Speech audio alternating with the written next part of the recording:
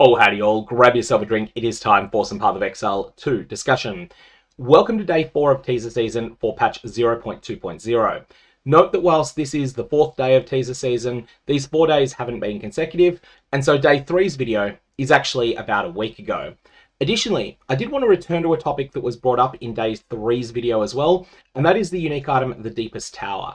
I feel I was a bit dismissive of this at the time. There's two things to be excited about with this item.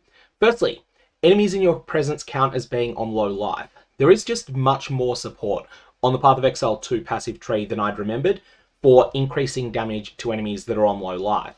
Now this is in the south area of the tree, and there is a big cluster between 5 o'clock and 6 o'clock if you think of the tree as a clock face, and that's about halfway from the center to the edge.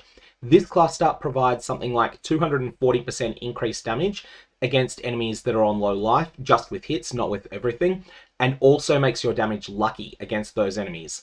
I've done some of the numbers in an article that I've written up for gaming strategy site Mobalytics, link to that down in the description below, but basically there's a lot to be excited about with this unique item, more than I'd originally given it credit for.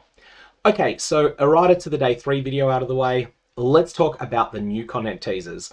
The first one is an expansion to something that I think Path of Exile 2's developers thought might have had a little bit more of a bang than it did. This is the ability to swap between two weapon sets and simultaneously to respec parts of the passive tree.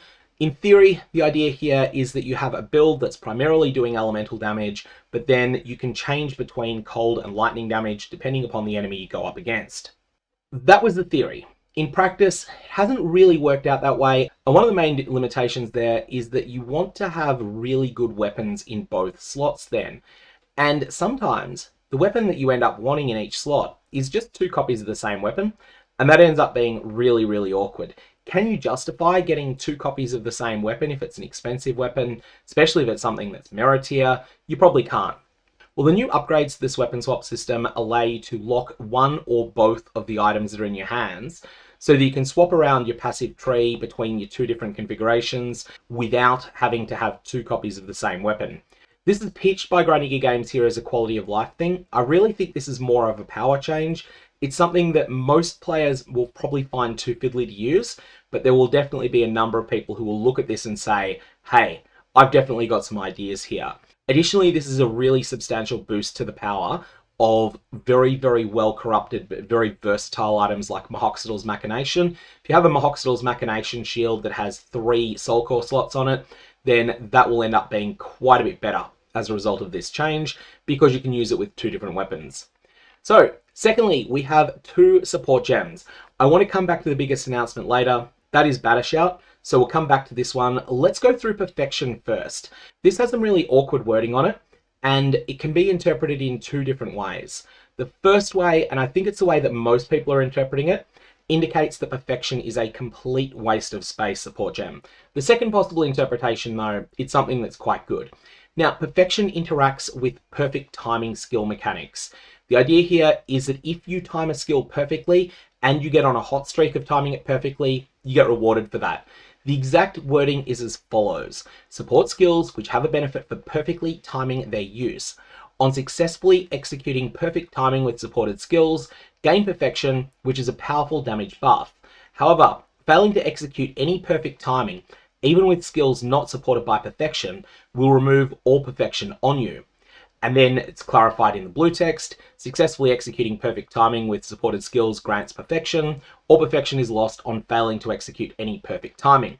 Now, Perfection's wording is as follows. Perfection lasts for 6 seconds and can stack up to 3 times, granting 5% more damage per stack. Failing to successfully execute perfect timing will remove all Perfection stacks on you. The first reading that people have of this seems to be the most common one. I don't think it's necessarily right, but I will just mention that it is one of the ways people are interpreting this. That first reading is that this additional damage from Perfection only applies to skills that are supported by Perfection. In that case, this support gem is dead on arrival. The other potential interpretation, though, is that this potential 15% more damage multiplier is actually a modifier to your character.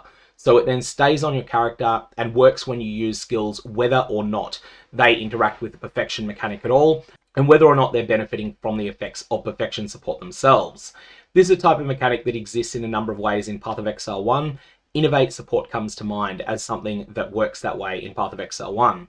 And given the precise wording, I lean towards Perfection doing the more powerful of these mechanics because it calls out explicitly that failing to execute perfect timing, even with skills not supported by Perfection, will remove all Perfection on you, but it does not explicitly state that skills not supported by Perfection do not get the damage bonus. So with that in mind, I think that this is a clunky source of getting something akin to the role that Frenzy Charges play in Path of Exile 1, a way that you can build up damage with a secondary attack, and then use that in order to make whatever your primary skill is, which won't be linked to Perfection, you'll make that do a bit more damage. That's my reading of it, but it will be something that there'll undoubtedly be an FAQ answer to at some point, because I can understand why people think it works the other way.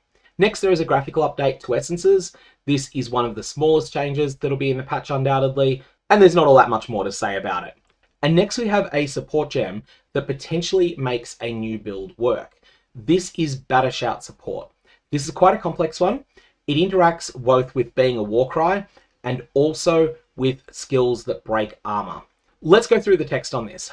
Firstly, 130% cost multiplier to your Warcry. That's probably pretty manageable.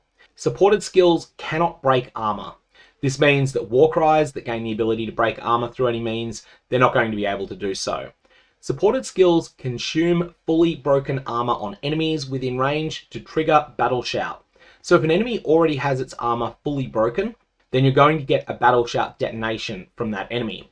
So when you do meet this trigger condition, it's going to cause an explosion to take place centered on that enemy, and the explosion radius is 2 meters, 4% more damage per 50 strength on your character. But the interesting thing here is the amount of physical damage this deals. It is equal to 50% of the broken armor of the target that you're triggering from. So if you've got an enemy that you've broken 2,000 armor on, then this is going to be a base 1,000 physical damage. Of course, these numbers are going to vary tremendously. It's a weird mechanic in a number of ways. Also, it does not interact with the Warbringer Ascendancy's capacity to overbreak armor. Ultimately, I think this is going to be a very tricky thing to use well, but that could be quite good at cleaning up packs in certain circumstances. I think it'll be interesting to experiment with. There will definitely be builds based around this support gem. So in that sense, it's a really cool support gem to have as an option. I don't think many people will play it, but also I think we're in a spot now where there's starting to be enough support gems that it's fine to have a number that are in that spot where most people aren't interested in playing them, but a small number of people are. That ends up being really good if they end up being an interesting game experience to play with.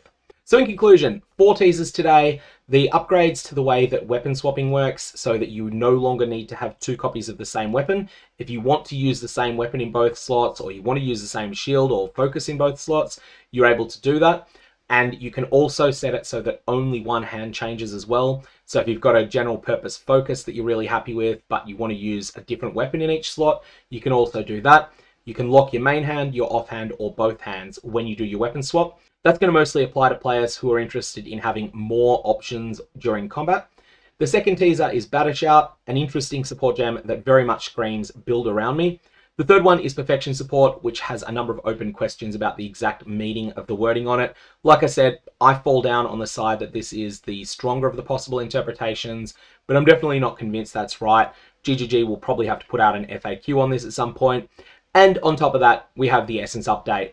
And the Deepest Tower is better than I'd earlier thought. And additionally, it's a Spiritbone crown, which is an Act 4 base, which perhaps indicates that maybe we're going to be getting Act 4 in 0.2.0 as well. That's all we've got for today. I'm going to leave it there. May your Varlorbs have interesting results.